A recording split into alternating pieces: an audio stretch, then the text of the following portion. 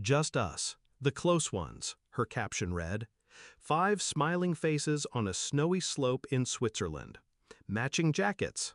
My mother, my sister, her husband, my cousin, and my aunt.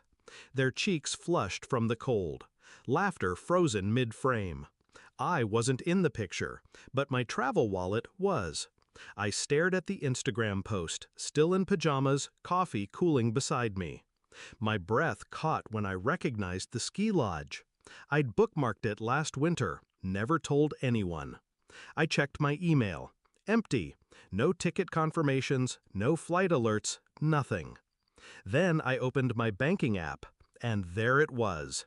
6 tickets to Zurich, a week-long stay at a 4-star lodge, ski rentals, chalet dining, spa treatments, all charged to my account. Every swipe tied to my travel card.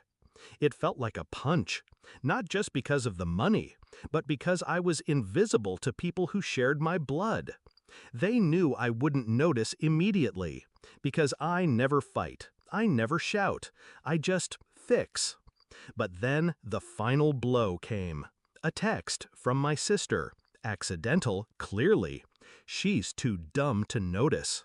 I stared at it, heart pounding, and I replied, she just did. The next breath I took was different, clearer, sharper, not rage, not tears, just a switch flipping. If I was invisible, they'd learn what it means when a ghost fights back. Step 1. Freeze. I logged into my travel account, flagged every transaction, opened a fraud case, called the bank, explained my wallet had been stolen. They apologized, reversed it all, even blocked the card.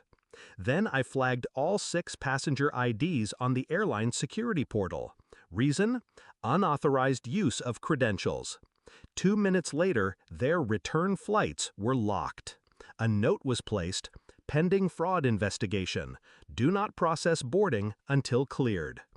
By 5:43 a.m., everything was in motion, and by 6:03 a.m., my phone vibrated 22 times. First from my sister, then my mom, my cousin, one from the lodge reception, even a panicked voicemail from Swiss immigration. I didn't answer, just watched the messages pile up like snow. When they called again, this time on WhatsApp video, I picked up. My sister's face appeared first. Mascara smudged, voice high-pitched. What the hell did you do? We're stuck. They won't let us on the flight, and the hotel says the payments bounced. I stayed calm. You used my card, I said, without asking. Mom appeared over her shoulder. I didn't know they used your card. No, I asked. Then how did my ID end up on your booking confirmation? Silence. Then I showed them my phone. A screenshot. The text from my sister. She's too dumb to notice. Her eyes widened. Color drained. You were never supposed to see that, she whispered. But I did. They started pleading. Excuses. Blame shifting. It was a surprise for you. We planned to tell you later. We needed the points, that's all. I didn't respond. Didn't need to. Truth already did the talking. So did the cold silence between each of their words. They spent 2 extra nights in Zurich, on their own dime, in a budget motel far from the ski resort. The airline wouldn't clear their return until the fraud team wrapped up. The hotel charged cancellation fees. The lodge refused re-entry. Even better, their accounts were flagged under suspicious international activity.